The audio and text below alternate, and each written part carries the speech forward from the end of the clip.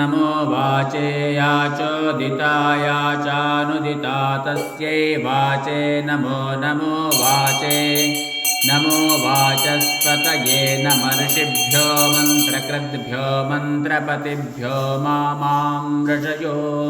मन्त्रकृतो मन्त्रपतयः परा दुर्माहमृषीन् मन्त्रकृतो मन्त्रपतीन् परादां वैश्वदेवीं वाचमुद्यासगुं शिवामदस्तां जुष्टान् देवेभ्यः शर्म मेद्योः शर्म पृथिवी शर्म विश्वमिदं जगत् शर्म चन्द्रश्च सूर्यश्च शर्म ब्रह्म प्रजापति भूतं वदिष्ये भुवनं वदिष्ये तेजो वदिष्ये यशो वदिष्ये तपो वदिष्ये ब्रह्म वदिष्ये सत्यं वदिष्ये तस्मा अहमिदमुपस्तरणमुपस्तरण उपस्तरणं मे प्रजायै पशूनां भूयादुपस्तरणमहं प्रजायै पशूनां भूयासं प्राणापानो मृत्योर्मापातं प्राणापानौ मामाहासिष्टं मधुमनिष्ये मधुजनिष्ये मधुवक्ष्यामि मधुवदिष्यामि मधुमतीन् देवेभ्यो वाचमुद्यासगुं शुश्रूषेण्यां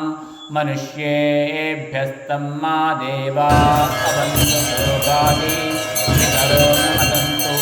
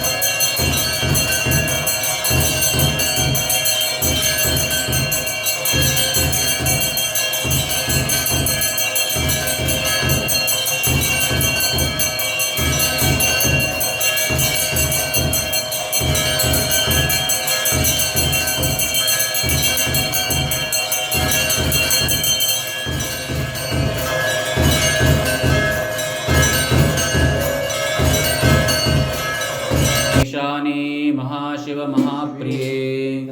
महानित्ये महासिद्धे त्वामहं शरणं भजे। जय त्वं त्रिपुरादेवी दलिते परमेश्वरी सदाशिवप्रियकरी पाहि मां करुणानिधे।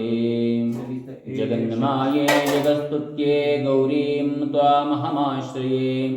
अनाद्ये सर्वलोकानामाद्ये भक्तेष्टदायिनी।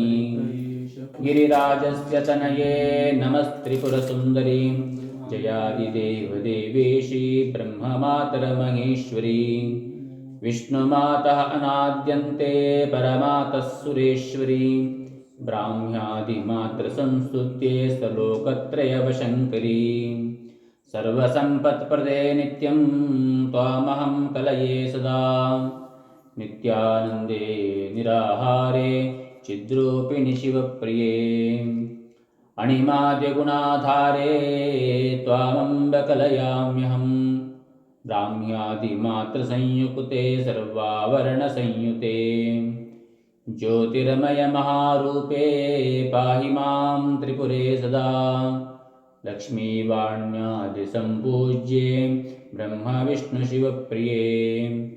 भजामि तव पादाब्जं देवि त्रिपुरसुन्दरी त्वत्प्रियार्थं ततः काञ्चिद्भक्त्या सम्पूजयाम्यहम् महाचक्रे च तां शक्तिं तर्पयामि महेश्वरी त्वया पीतं हविष्येषं चिदग्नौ प्रजुहोम्यहम् तिष्ठ मे हृदये नित्यं त्रिपुरे परमेश्वरी जगदम्बा महाराज्ञी महाशक्ते शिवप्रिये हृच्चक्रे तिष्ठ मे नित्यं महात्रिपुरसुन्दरी ज्ञानतो वापि यन्मया चरितं शिवे तव कृत्यमिति ज्ञात्वा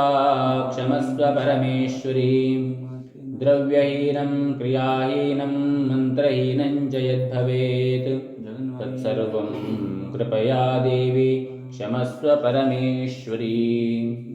यन्मया क्रियते कर्म जाग्रत्स्वप्नसुषुप्तिषु तत्सर्वं तावकी पूजा भूयाद्भूत्यै नमः शिवे प्रातः प्रभृति सायान्तं सायादिप्रातरेव यत्करोमि जगन्मातस्तदस्तु तव पूजनम् भूमौ स्खलितपादानां भूमिरेवावलम्बनं त्वयि जातपराधानं त्वमेव शरणं शिवे साधु वा कर्म यद्यदाचरितं मया तत्सर्वं कृपया देवी ग्रहाणाराधनं मम अभीष्टसिद्धिं मे देहि शरणागतवत्सले भक्त्या निवेदये तुभ्यं नवमावरणार्चनम् जयन्तु देव्यो हरपादपङ्कजं प्रसन्नधामामृतमोक्षदायकम् अनन्तसिद्धान्तगतिप्रबोधकं नमामि चाष्टाष्टकयोगिनीकुलम् योगिनीचक्रमध्यस्थं मात्रमण्डलवेष्टितं नमामि शिरसानाथं श्रीगुरुं भैरवीप्रियम् अनादिघोरसंसारव्याधिध्वंसैकहेतवे नमः श्रीनाथवैद्याय भवौषधविधायिने आपदो दुरितं रोगाः समयाचारलङ्घनात् ते सर्वे मे विनश्यन्तु दिव्यचक्रस्य मेलनात् सम्पूजकानां परिपालकानां जितेन्द्रियाणां च तपोधनानां देशस्य राष्ट्रस्य कुलस्य राज्ञां करोतु शान्तिं भगवान् कुलेशः व्याधिव्याकुलसम्भवाः क्षितिषु या देवतास्तो युगाः या नित्यप्रथितप्रभवविभवा या मातरिश्वाश्रयाः या व्योमायितमण्डलामृतभया या सर्वगा सर्वदा ता सर्वाः कुलमार्गपालनपराः शान्तिं प्रयच्छन्तु मे याश्चक्रक्रमभूमिकाद्यवसनयो नाडीषु या संस्थिताः याः कायोद्गमकूपरूपनिलया या संस्थिता धातुषु उच्छ्वासोर्मिमरुत्तरङ्गनिलया निःश्वासवाताश्रयाः ता देव्यः परिपन्थिभक्षणरताः स्त्रप्यन्तु कौलार्चिताः या सामाज्ञाप्रभावेण सुस्थितं भुवनत्रयं नमस्ताभ्यः समस्ताभ्यो योगिनीभ्यो निरन्तरं यद्येषा भैरवी शक्तिर्यदि भैरवशासनं यद्येष धर्मश्रुतिषु नश्यन्ति कुलदूषकाः शिवाद्यावनिपर्यन्तो ब्रह्मादिस्तम्भसंयुतं कालाद्याग्निशिवान्तं च जगद्यज्ञेन तृप्यतु शन्नो